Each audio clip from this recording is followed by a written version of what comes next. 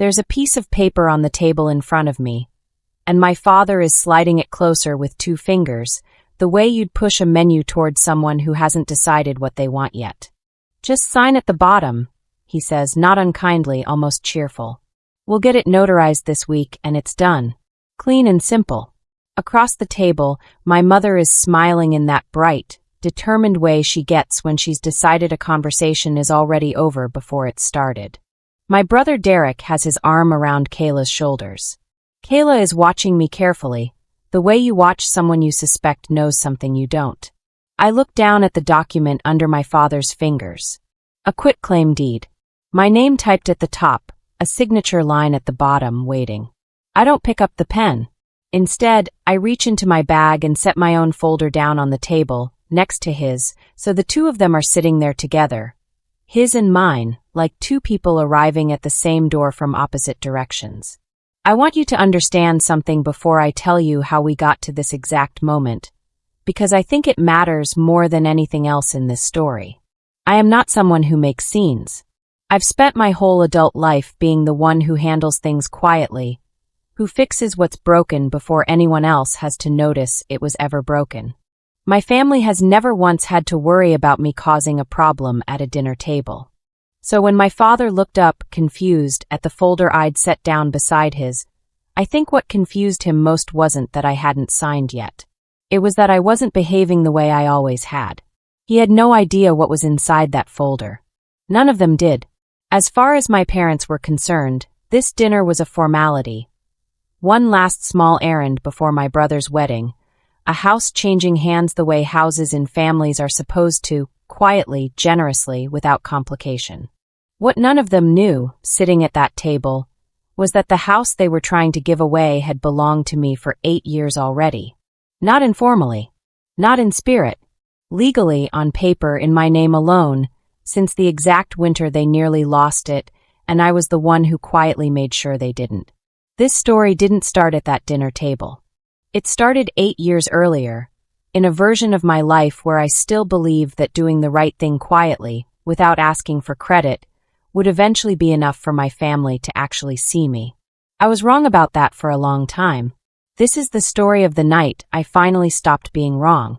I want to back up first, though, because I think you need to understand who I was walking into that dinner before you can understand why setting that folder down felt like the hardest and easiest thing I'd ever done at my parents' table. My name is Melissa Turner. I'm 42, divorced, raising my daughter Ava mostly on my own, and I run a small physical therapy practice here in Asheville that I built up slowly over almost 15 years. I've always been the one who handles things. That's not me being modest, it's just accurate, the way you'd describe someone as tall or left-handed. Growing up, my younger brother Derek was the sensitive one, the creative one, the one my parents worried about and hovered over and protected. I was the capable one. I got good grades without anyone checking my homework. I got a job at 16 without anyone telling me to. When something in the house broke, I was the one who figured out how to fix it or who to call. I don't think my parents ever set out to love us differently. I think it's simpler and sadder than that. Derek needed help in ways that were visible, and I didn't. So all the attention that worry naturally produces went toward him, and all the quiet relief a parent feels toward a child who doesn't need worrying about went toward me, disguised as pride. I've spent most of my life mistaking that pride for love, without noticing they aren't quite the same thing. 8 years ago, my parents nearly lost their house. Frank, my dad, had put money into a business investment that failed badly, the kind of failure that doesn't announce itself all at once but arrives slowly, in missed payments and unopened envelopes, until one day you're 3 months behind on a mortgage and the bank has stopped being patient. My mother called me, crying, the first time in my adult life I'd heard her sound genuinely frightened instead of just worried. I paid it off. The full remaining balance, everything owed. It wasn't a small amount, but I'd been saving carefully for years, the way I do most things, and it was enough. A lawyer friend of mine, handling the paperwork, told me plainly that if I was the one covering the debt, my name should be the one on the deed, for my own protection, in case anything like this happened again. I remember thinking at the time that it felt strange to put the house in my name alone. My parents were the ones living there. It felt almost rude, like taking something that wasn't mine to take. But I did it. And my parents kept living there, exactly as before, and nobody in the family ever really talked about the specifics again. I never brought it up because bringing it up felt like keeping score, and I didn't want to be someone who kept score with her own parents. I understand now that my silence didn't protect anyone. It just gave the story room to change shape without me in the room to correct it. I want to describe one particular memory from when I was around Ava's age, because I think it explains something about who I became. Derek, 14 at the time, had gotten into some minor trouble at school. Nothing serious, the kind of thing most kids do once and never again. And I remember watching my parents huddle around him at the kitchen table for an entire evening, patient and worried and gentle, talking through what had happened, reassuring him it didn't define him. 2 weeks earlier, I'd come home with a report card covered in A's, and my father had glanced at it, said, "Good job, kiddo," and gone back to the newspaper. I didn't resent Derek for that, not then and not now. He didn't ask for the attention any more than I asked to go without it. But somewhere in that stretch of years, I learned a lesson I never once said out loud to anyone. Struggling got you held, and succeeding got you a glance. I built my whole adult personality, without quite meaning to, around being someone who never gave my parents a reason to worry, because worry in our house was the closest thing to love I ever saw them offer freely. I carried that lesson straight into my marriage, and later, straight into how I handled things when my parents needed help. I never once thought of my competence as something that should come with strings attached. It never occurred to me back then that it should. My marriage ended 6 years ago, amicably enough as these things go, and I don't think it's a coincidence that the same instincts that made me good at managing my family also made me exhausted in ways I didn't fully understand until the marriage was already over. I was the one who remembered the pediatrician appointments, the one who noticed when the car needed an oil change before anyone else did, the one who absorbed small disappointments without mentioning them because mentioning them felt like making a fuss. My ex-husband wasn't a bad man. He just married someone who'd spent her whole life training herself not to need things out loud, and he never had much reason to learn how to ask. I don't tell you this to draw a straight line between my marriage and what happened with my parents, exactly, but I think the same shape runs underneath both stories. I built a life around being useful enough that nobody would ever have a reason to leave, and I never quite noticed that being useful and being chosen aren't actually the same transaction. My practice, at least, gave me somewhere to put all that carefulness where it actually served me back. I built it slowly, one patient at a time, over almost 15 years, and there's something honest about physical therapy work that I've always appreciated. A body either heals correctly or it doesn't, and the truth of that shows up in measurable ways, week after week, regardless of how anyone feels about it. I think some part of me chose that career precisely because it couldn't lie to me the way people sometimes did. My daughter Ava is 15, sharp and funny in a way that reminds me of myself at that age. Except she says the things out loud that I never learned how to. Last month, unloading groceries at my parents' house with me, she mentioned offhand that Grandma had been talking about the house thing again. I didn't think much of it. I should have. I visit my parents most Sundays. It's not a formal arrangement. It's just what our family does, the rhythm we settled into years ago and never questioned. I bring groceries, sometimes fix something small around the house, sit with my mother in the kitchen while she tells me about her week. 2 weeks before everything changed, I was there on an ordinary Tuesday evening instead, dropping off a prescription my mother had asked me to pick up. Derek's wedding was coming up in a few months. He'd proposed to Kayla the previous spring, and the whole family had been swept up in the planning of it, the way families do. Derek and Kayla need somewhere to actually live once they're married, my mother said, unpacking the grocery bags I'd brought, not quite looking at me while she said it. We've been talking about it. We think giving them the house would really set them up right. I remember pausing, a can of soup still in my hand. Giving them the house, I repeated. This house. We're finally getting it sorted for Derek before the wedding, she said, brisk and cheerful, moving on to the next bag. Frank's going to call the lawyer about the transfer papers this week.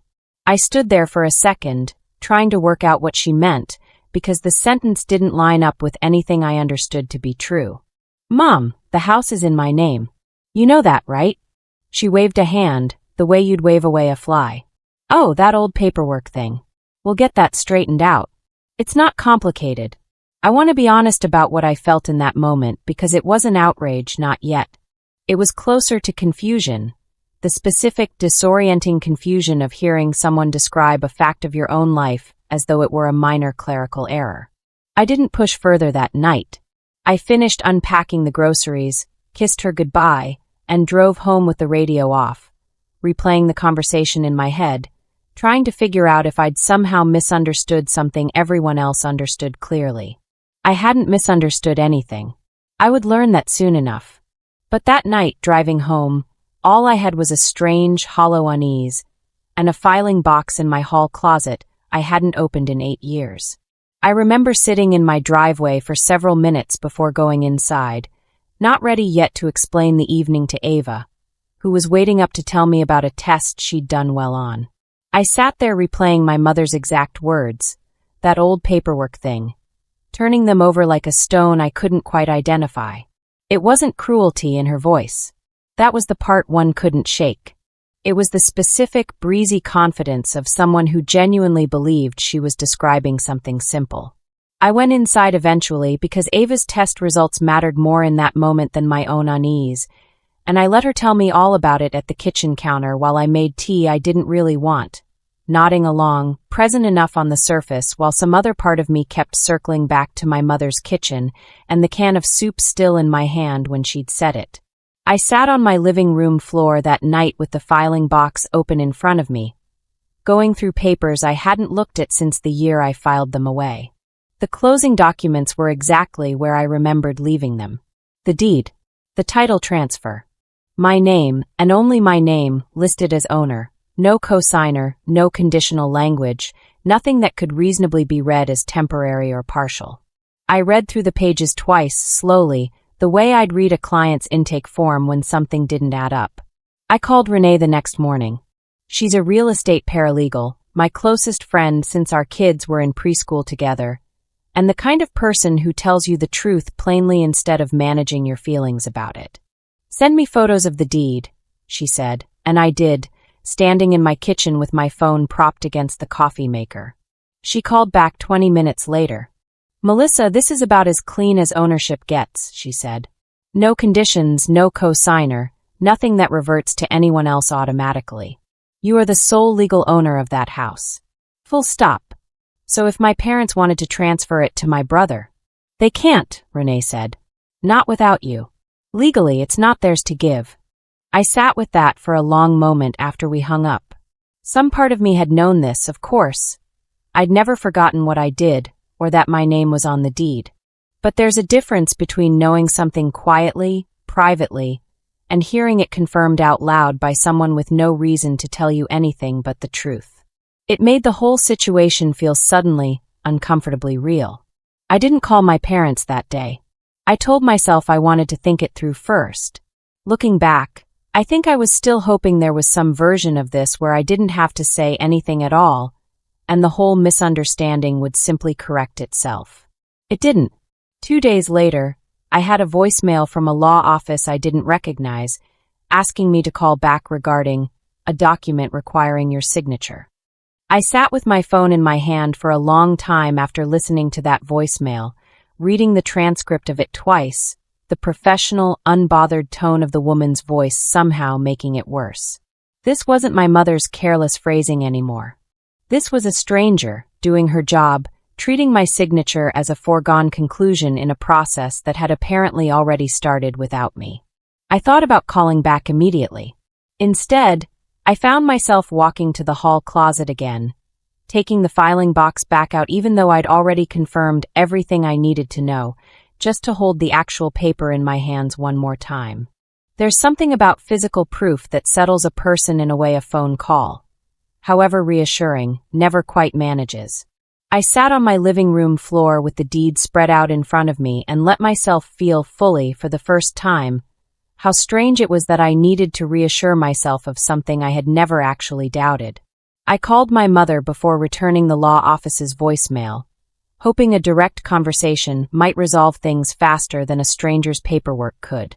"Mom, I need to ask you something plainly," I said. "Do you understand that the house is legally mine?" "Not informally. Actually, legally." There was a pause on the line, the kind of pause that isn't confusion so much as recalculation. "Honey, we worked all that out years ago," she said, breezy, already moving past it. "It's really not as complicated as you're making it sound." "What exactly did we work out?" "The loan situation. When your father had that trouble with the business. We got it sorted with the bank." She said it with total confidence, the way you'd state your own birthday. "Mom, I paid off the mortgage. In full." "That's not the same as the bank working something out with you." "Well, however it happened, it worked out," she said, and I could hear her already reaching for the next topic. "Anyway, I really don't want to get bogged down in old paperwork. Have you thought about what you're wearing to the wedding? I saw a beautiful dress at that shop on Merrimon." I let her change the subject. "I want to be honest about that because it would be easy to tell this story as though I fought back from the very first conversation, and that isn't what happened. I let it go, the way I'd let 100 smaller things go over the years, telling myself there'd be a better moment to raise it properly. I hung up feeling something I didn't have a clean word for yet. Not quite anger, not quite grief, something closer to the specific loneliness of realizing you're the only person in a room who remembers what actually happened. I called my ex-husband that night, of all people, mostly because he'd been present for the actual year it happened, and I needed to hear someone else confirm my own memory wasn't playing tricks on me. We're on decent terms, mostly for Ava's sake, and he remembered it clearly. The frantic calls from my mother. The night I sat at our kitchen table doing the math on whether I could actually cover it. The relief on both our faces when the wire transfer finally cleared. "You definitely paid that off," he said. "I remember because it ate through most of what you'd been saving for the practice expansion that year. You never even complained about it." "I don't complain about things like that," I said, and even as I said it, I heard how strange it sounded out loud, like a policy I'd adopted without ever consciously choosing it. The following weekend, we all had lunch together. My parents, Derek, Kayla, and Kayla's parents, visiting from out of town to talk through wedding logistics. I almost didn't go. I went anyway, telling myself I wanted to see how the story was actually being told when I was in the room. Somewhere between the appetizers and the main course, Derek raised his glass, a little emotional, clearly having planned the moment. "I just want to say, Mom, Dad, thank you. Giving us the house means more than you know. It's going to be the first real home Kayla and I have, and it's because of you too." Kayla's parents raised their glasses too, warm and approving. My mother beamed. My father nodded, pleased. Nobody said my name. Not once. I smiled and raised my glass along with everyone else because that's what you do, and underneath the table my hand was resting flat against my own leg, very still, the way you hold yourself when you don't trust your face to stay composed if you move too quickly. Kayla caught my eye across the table for just a second. A brief, careful look, gone before anyone else could notice it. Later, on the walk to our cars, she fell into step beside me. "Can I ask you something?" she said, quiet. "Is the house actually settled? Like officially?" Derek's been kind of vague whenever I ask. "It's complicated," I said, which was the truest thing I could manage in a parking lot. "I figured," she said, and didn't push further, but I noticed the way she glanced back toward Derek, some private calculation happening behind her eyes. We stood there a moment longer, both of us aware we'd said more than the words themselves carried. "For what it's worth," Kayla added, "I think you handled that lunch with more grace than I would have." "I've had a lot of practice," I said, and she gave me a small, understanding smile, the kind that told me she'd already begun to suspect there was more to this family's history than anyone had bothered to explain to her. I drove home that afternoon with a version of hurt I hadn't felt in exactly this shape before. It wasn't just that my parents had rewritten the story. It was that Derek, who I loved, who I'd never wanted anything but good things for, had absorbed that rewritten version completely, gratefully, without ever once wondering if there was a piece missing. I thought about our childhood the whole drive home, about all the small, ordinary ways a family teaches its members what roles they're allowed to occupy. Derek had never been taught to ask questions about where good things came from, because good things had always simply arrived for him, provided by parents who wanted, more than almost anything, to prove they hadn't failed him. I had been taught the opposite, that anything I wanted, I'd need to secure myself quietly without making it anyone else's problem. It wasn't Derek's fault that he'd never learned to ask the question Kayla had asked him in that parking lot. Nobody had ever needed him to. That didn't make it hurt less. It just made the hurt harder to aim anywhere useful. I finally called the law office back that Monday, mostly because I couldn't stand not knowing anymore. I'm calling about a voicemail regarding a document requiring my signature, I said, and gave my name. The paralegal on the line pulled up the file quickly, professionally, without any sense that she was about to say something that would change how I understood the last 2 weeks. Yes, we have a quitclaim deed prepared, transferring the property from you to Derek Turner. Your father initiated the request. We just need your signature to finalize it. He initiated it, I repeated. When? Let's see, about 10 days ago. 10 days. Before my mother had ever mentioned the transfer to me directly. Before the lunch where Derek thanked his parents. My father had already set legal machinery in motion aimed at my actual property, without ever once picking up the phone to ask me. I thanked the paralegal, hung up, and sat very still in my kitchen for a long moment. Renee came over that evening with takeout, and I told her everything. The voicemail, the timeline, the lunch. She listened the way she always does, without interrupting, and when I finished she set down her fork. You know you don't have to sign anything, right? Ever. This isn't a formality they're waiting on. This is them trying to move your property without your consent, and getting far enough along that they thought it might just quietly happen. I know, I said. And I did know it, in the part of my brain that deals in facts. But there's a difference between knowing something is true and feeling the full weight of it. And that evening, sitting in my own kitchen with cold takeout in front of me, the feeling was only starting to catch up. Later that week, Ava mentioned, almost in passing, that she'd overheard part of a phone call at Grandpa's house. Something about a lawyer, a few weeks back. She hadn't thought anything of it at the time. Neither had I, until I did the math and realized it lined up with exactly when this had all quietly begun. What exactly did you hear? I asked her, trying to keep my voice casual. Just Grandpa on the phone in the garage, saying something like, just draw it up and we'll handle the rest. I figured it was boring adult stuff. She shrugged, then caught something in my expression. Was it not boring adult stuff? It might not have been, I told her, and left it there, not wanting to pull my 15-year-old any further into something that wasn't hers to carry. That night, I laid out the timeline on a legal pad the way I would for any client whose books didn't reconcile. The date of my mother's comment in the kitchen, the date of the voicemail, and now, roughly, the date of Ava's overheard phone call, which put my father's first contact with the lawyer well before my mother had ever said a word to me about any of it directly. The dates didn't lie, even when people did, even when they didn't mean to. I went to see my mother alone, on a weekday afternoon when my father was out, because I wanted one honest conversation before anything else happened.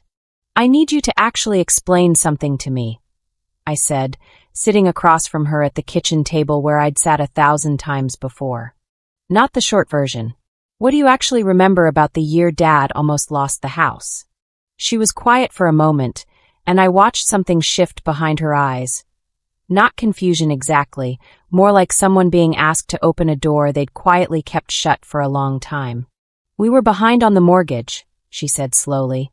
It was a terrible year. And then it wasn't anymore. We got through it. How did you get through it, Mom? She looked down at her hands. You helped, she said finally, quietly. I know you helped. I paid it off. All of it. In full. And I put the house in my name because that's what the lawyer said made sense, given that I was the one who'd actually saved it. My mother didn't say anything for a long moment. When she finally spoke, her voice had lost its usual brightness. I think, over the years, it got easier to think of it as something that just worked itself out. The bank, the refinancing, all of it blurring together. It felt easier than sitting with how much you'd actually done. Because if I really sat with that, I'd have to sit with what it meant that you were the one who could do it, and Derek never could have. So instead you decided the house was just yours to give him. I didn't decide that consciously, she said, and I believed her, which somehow made it worse, not better. I think your father and I just agreed, without ever really discussing it, on a version that didn't make either of us feel like we owed you something we couldn't repay. Does Dad know all of this too? I asked. The real version? My mother hesitated, and in that hesitation I already had my answer. I think he does, she said quietly. I think he's known longer than I have, honestly. He's just never been the one to correct my version of things.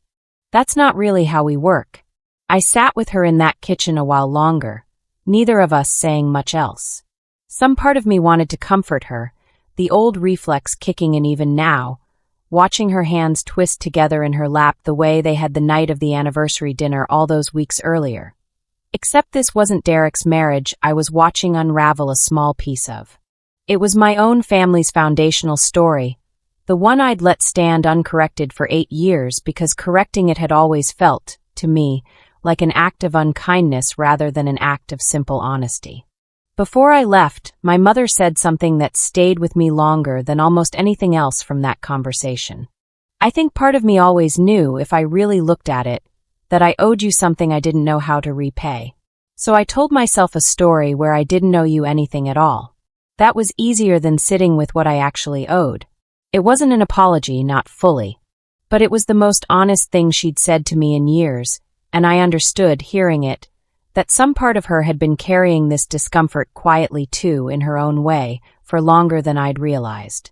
I left that afternoon without resolving anything exactly, but with something I hadn't had before, a clear, unclouded understanding of exactly what I was dealing with, instead of a vague, uneasy suspicion I couldn't quite name. I decided to talk to Derek directly, without our parents present, before doing anything else.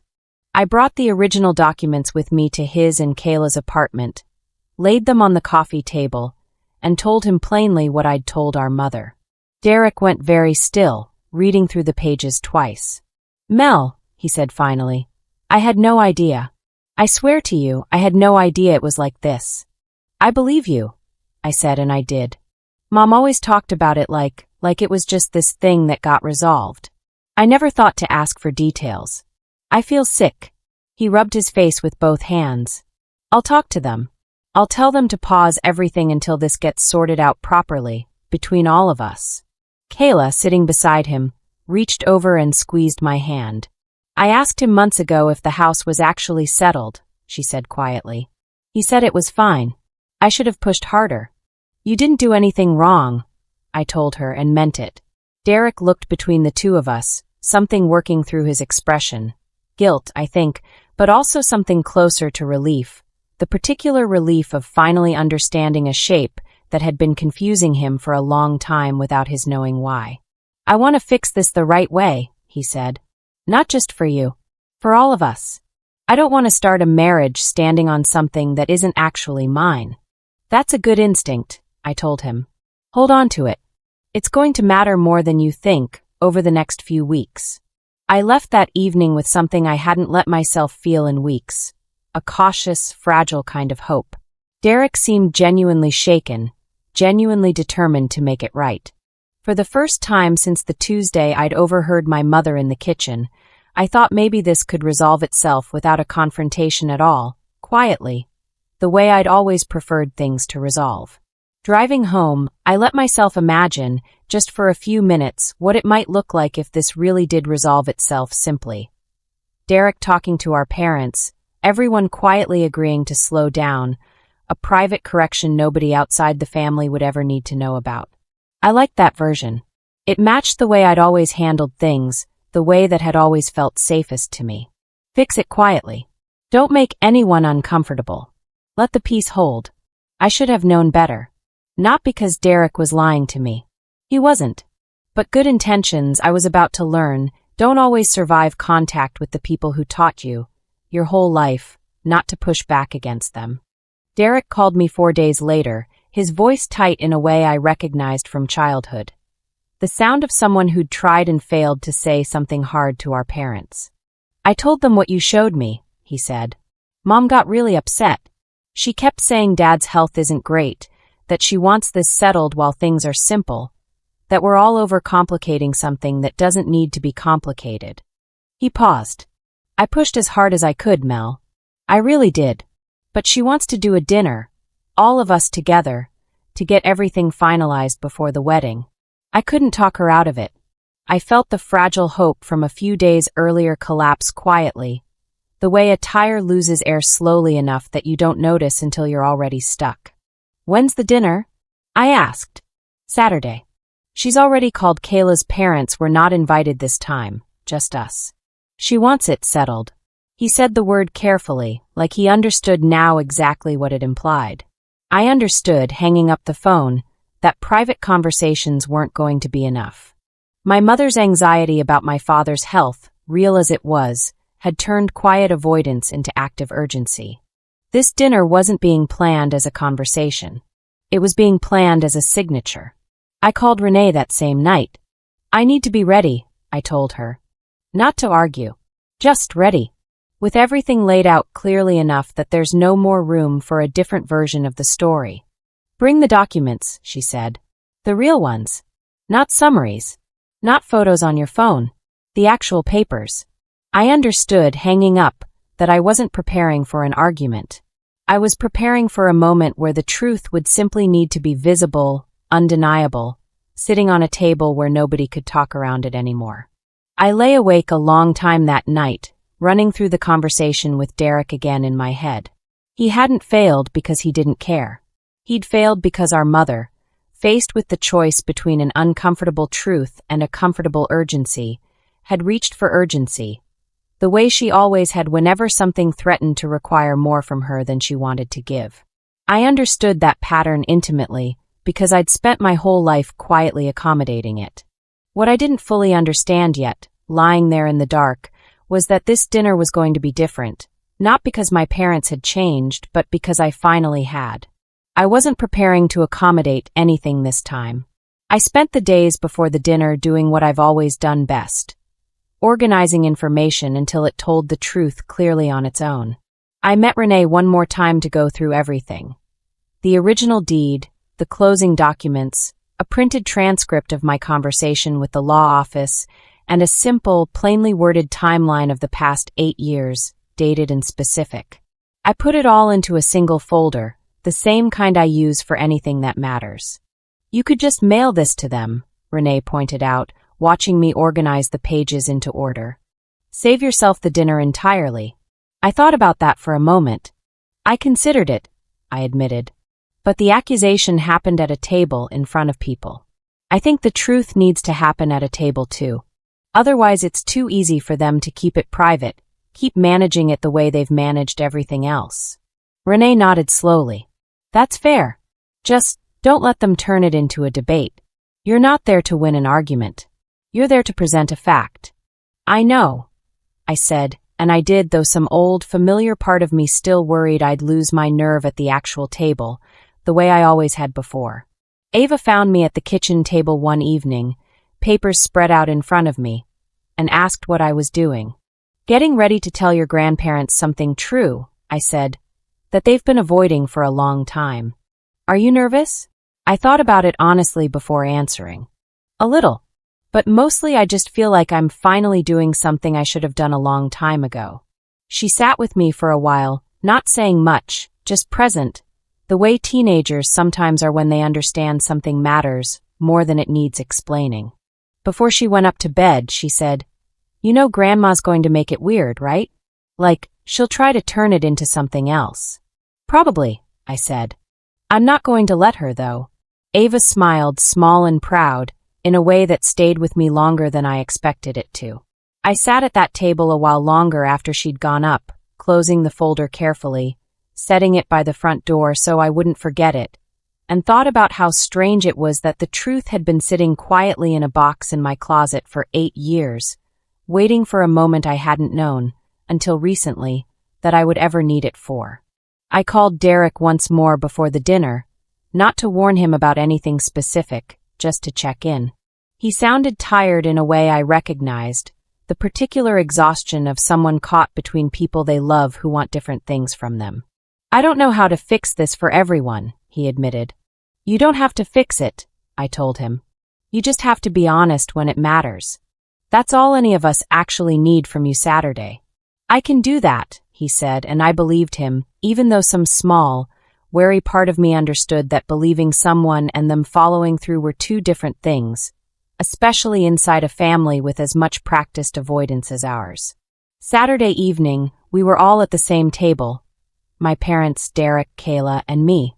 My mother had made too much food, the way she always does when she's nervous, though she'd have denied being nervous at all. Dinner moved through its usual rhythm at first. Wedding details, small talk, my father asking Ava about school threw me since she'd stayed home to study. I answered on autopilot, my attention mostly on the folder sitting in my bag by my chair, aware of it the way you're aware of a held breath. Derek was quieter than usual, glancing at me now and then with something apologetic in his expression, as though he already knew what was coming and didn't know how to prepare anyone for it. Kayla sat close beside him, her hand occasionally finding his under the table. Then my mother set down her fork, and I understood the real conversation was starting. "We wanted tonight to be simple," she said. "Just get this house situation settled properly before the wedding, so everyone can relax and just enjoy things." My father reached into a folder beside his plate and pulled out a single page, sliding it across the table toward me with 2 fingers.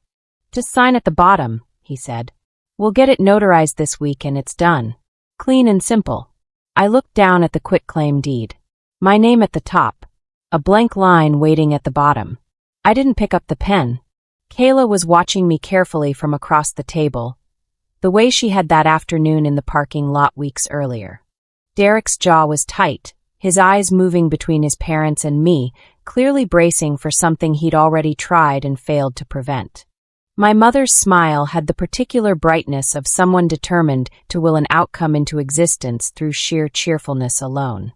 I reached into my bag instead and set my own folder down beside his, the way I'd planned, the 2 of them sitting there together on the table. "Before I sign anything," I said, keeping my voice level, "I want to show you both something."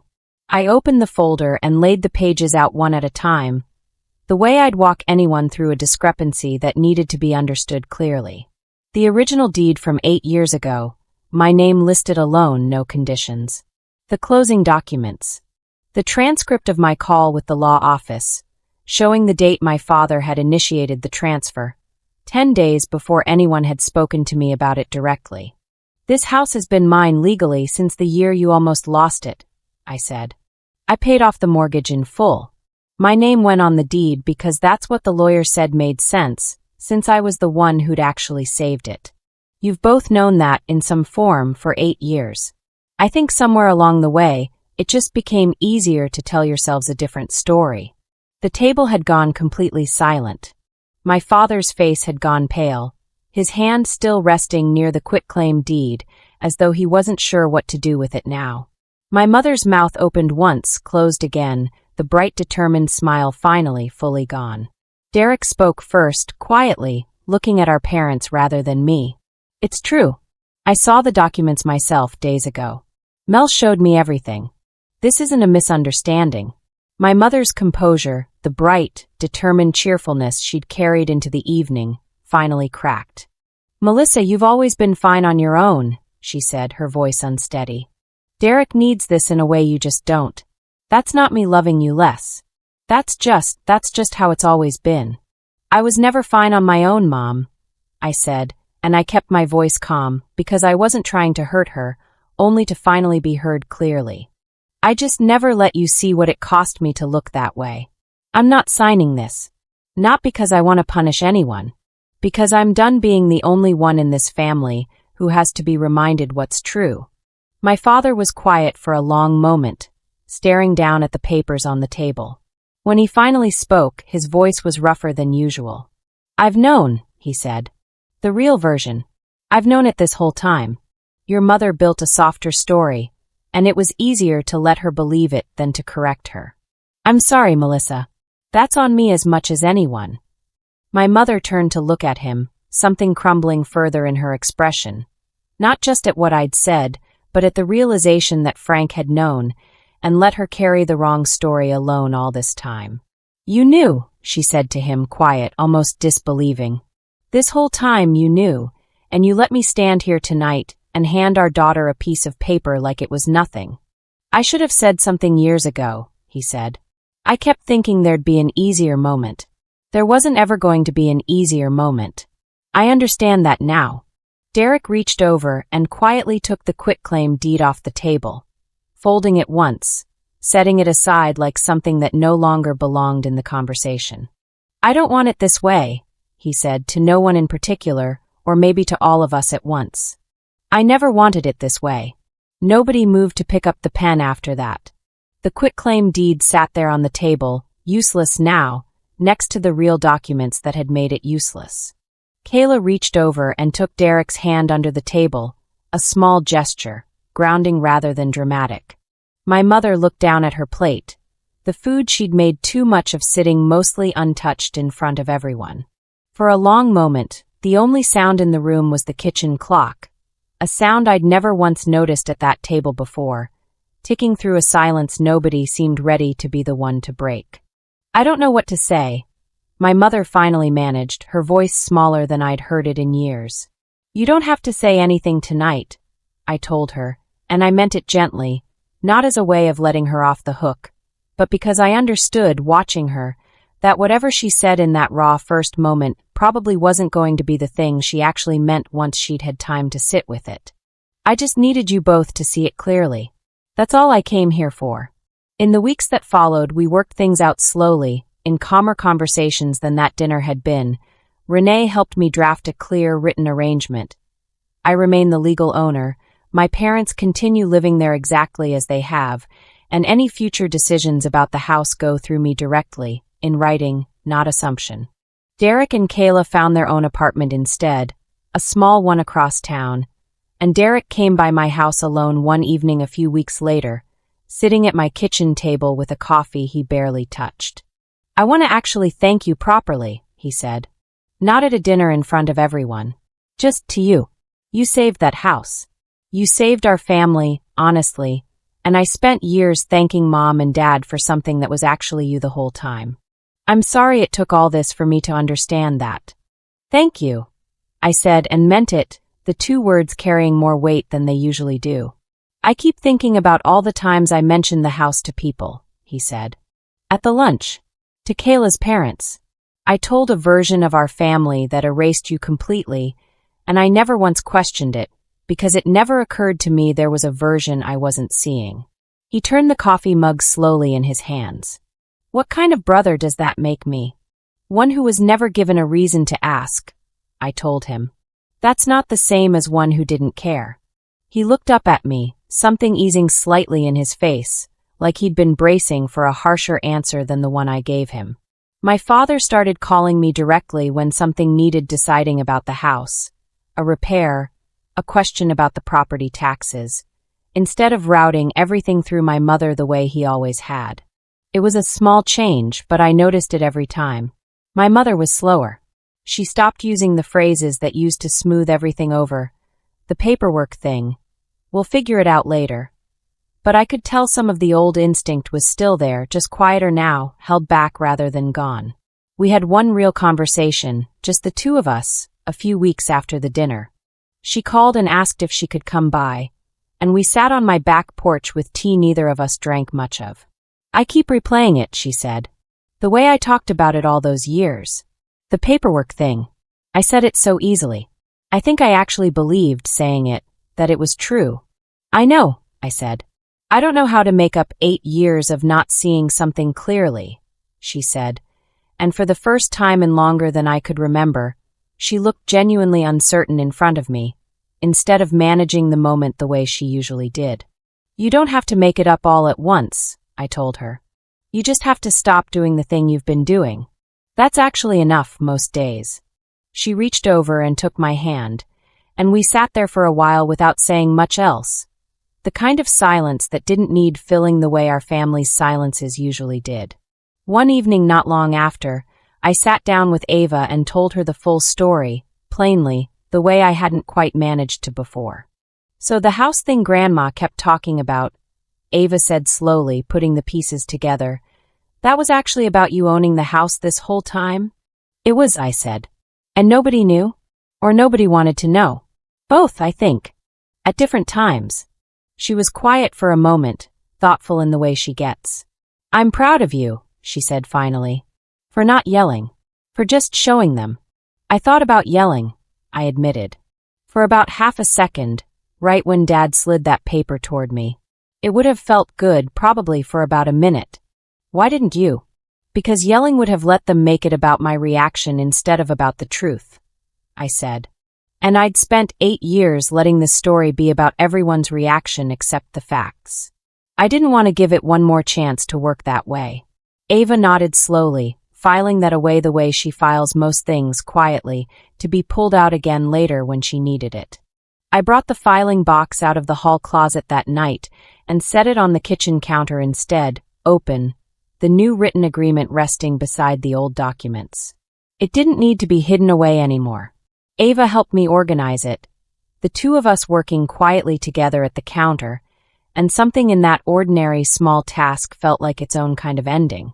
"You know," I told her, "for a long time I thought if I just kept being the responsible one, kept fixing things quietly, eventually everyone would see it and say so out loud. I don't think that was ever actually a plan. I think it was just a very patient way of hiding." "You're not hiding anymore," Ava said simply, and went back to sorting papers like it was the most obvious thing in the world. I laughed a little at that, surprised, the way you laugh when a 15-year-old accidentally says the truest thing anyone said to you in months. "No," I agreed. "I suppose I'm not." We finished organizing the box together, and instead of putting it back in the closet when we were done, I left it right there on the counter, in plain sight, where anyone walking through my kitchen would see it. It felt like a small, strange kind of declaration. Not dramatic, not something I'd have to explain to anyone who asked. Just true and visible, the way things probably should have been all along. A few weeks later, I hosted a small family dinner at my own house for the first time in longer than I could remember. My parents, Derek, Kayla, and Ava, all sitting around my dining table instead of theirs. It was smaller than the dinners we used to have, and quieter in a way that felt honest rather than tense. My mother complimented the meal without performing anything underneath it. My father asked Ava directly about school, waiting for her actual answer instead of glancing toward me first. Derek reached for my hand at one point briefly, just to say thank you again without needing an audience for it. At one point, my mother looked around the table and said a little wistfully, "It's strange being here instead of hosting." "I think I like it, actually. I don't have to keep track of everyone the whole time." "You don't have to keep track of everyone at your house either, Mom," I said gently. "You never did. You just always did it anyway." She was quiet for a moment, turning that over. "I suppose I did," she said. "I suppose I'm still learning what happens when I stop." Before everyone sat down, I glanced toward the kitchen counter, where the filing box still sat open, the old deed and the new written agreement resting side by side. It wasn't hidden. It didn't need to be anymore. I used to believe that if I just kept quietly handling things, kept being the one who fixed what was broken without asking for anything back, my family would eventually notice on their own and say so out loud. I spent most of my life waiting for that sentence. I understand now that waiting for it was never actually a plan. It was just a very long, very patient way of disappearing inside my own family. I think about Ava sometimes, watching all of this unfold the way she did, and I hope she takes something different from it than I did at her age. Not that families are simple, or that love always shows up the way you'd want it to. Just that being useful and being valued aren't automatically the same thing, and that a person is allowed to notice the difference out loud, gently, without it costing them the whole relationship. I didn't know that at 15. I'm glad, at least, that she might.